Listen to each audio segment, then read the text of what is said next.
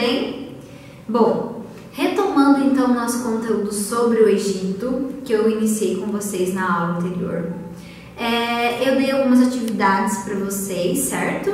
De ouvir a música da Margareth Menezes junto com o grupo Olodum, que foi tema, né? O Egito foi tema que eles utilizaram para a composição das músicas, e também recortar os deuses do Egito antigo e ler qual era o deus e qual era a história de cada deus, o que ele representava na cultura egípcia, certo? Essa foi a nossa atividade da aula anterior. Ainda, pessoal, falando sobre a música e as influências do Antigo Egito, eu notei ao observar as questões que vocês realizaram que teve algumas dúvidas. Então eu vou esclarecer essas dúvidas para vocês. Então, o Antigo Egito, pessoal, ele fica num continente que é a África, certo? E como ele é extenso e existe há milhões e milhões de anos, ele teve sim muita influência a outros povos, tanto que essas influências chegaram ao Brasil.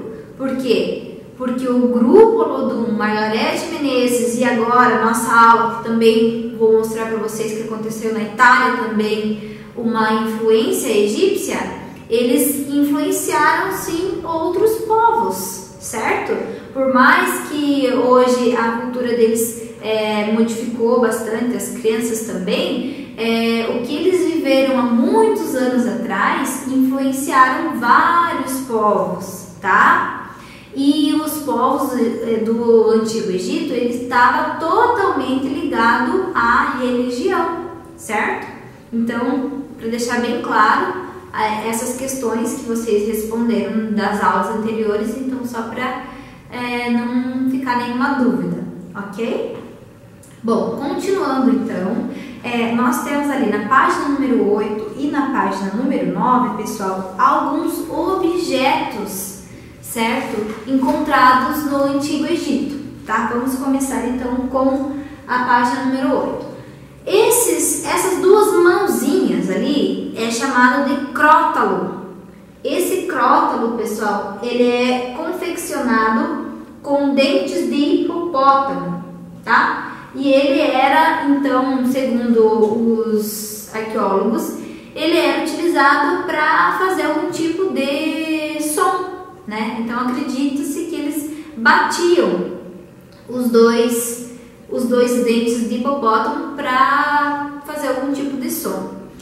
E aqui nós temos também uma pintura egípcia onde tem uma pessoa que está tocando uma harpa, né, para o faraó. Então ali tem também algum registro musical. Só que a música no Egito antigo não tem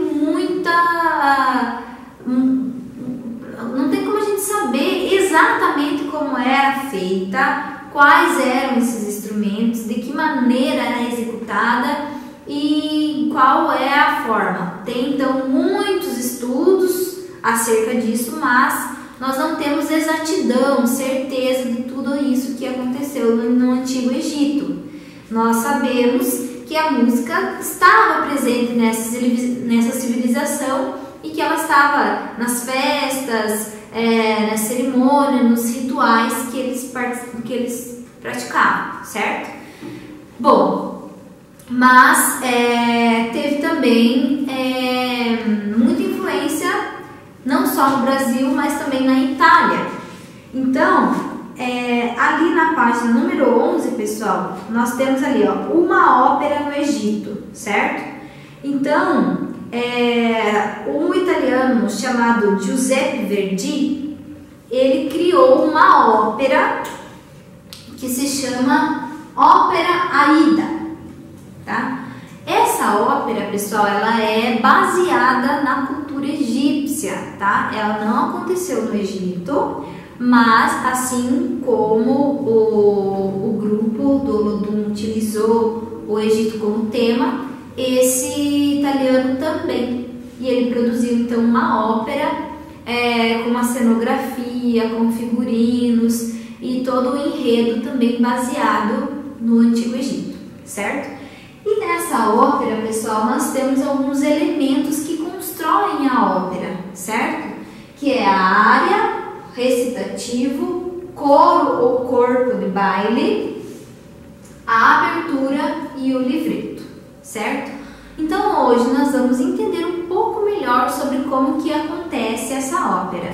Então, se vocês quiserem pesquisar ela no YouTube, é só vocês digitarem lá Ópera Aida do Giuseppe Verdi e vocês irão ter uma noção um pouco mais visual e também auditiva dessa ópera, tá? Então fica aí para vocês pesquisarem em casa e observarem com mais propriedade para entender um pouco melhor, ok? Bom, vamos começar com a abertura. O que é abertura, pessoal? Se eu estou com um livro fechado e eu vou abrir ele, né? Eu vou abrir e terá ali a primeira coisa será a introdução, né? Então a abertura na ópera, ela é executada apenas pela orquestra e ela tem o papel de introduzir a plateia no clima da ópera, certo? Então, como o Egito, o tema dessa ópera, então a abertura justamente é para que a plateia compreenda e entre dentro desse clima. Depois tem o livreto. O que é o livreto? É um folheto que antecipa a história que será contada. Então as pessoas recebem um livrinho que antecipa o que será que eles irão assistir naquele momento, certo? E terá lá então a primeira parte, segunda parte, é como se fosse um roteiro. Então é o livreto da ópera. Daí nós temos coro ou corpo de baile, né? Coro, como a gente já sabe, né, vem do coral, né, várias vozes. Então, suas vozes e movimentos contribuem para o desenvolvimento do espetáculo. Então, são várias pessoas que cantam juntas e elas têm uma ênfase ao executar essa canção, essa música, por conta da quantidade de pessoas que executam a mesma coisa. Daí nós temos o recitativo. O recitativo, pessoal, são diálogos falados, mais ou menos cantados, que permitem o desenrolar da narrativa. Então, esses recitativos eles servem para contar realmente a história ou o acontecimento que está no tema da ópera, tá? E a área? A área é quando um dos personagens principais apresenta um solo. Então, nesse momento, essa pessoa vai se destacar dos demais integrantes da ópera, certo? Então, por hoje... mais uma coisa. Na página número 11, nós temos ali o dicionário. O dicionário vai trazer para nós algumas informações bem importantes, certo? Uma delas é sobre o repertório artístico. Então, quando a gente fala em repertório artístico, a gente está falando sobre obras artísticas que têm uma execução já pré-determinada, certo? Então, são conjuntos de obras, seja elas visuais, música, teatro ou dança, que foi elaborado e tem lá, então, um repertório artístico, certo?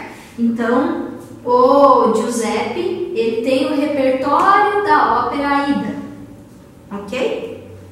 Então, só para a gente compreender um pouco melhor sobre o que seria, então, um repertório na arte.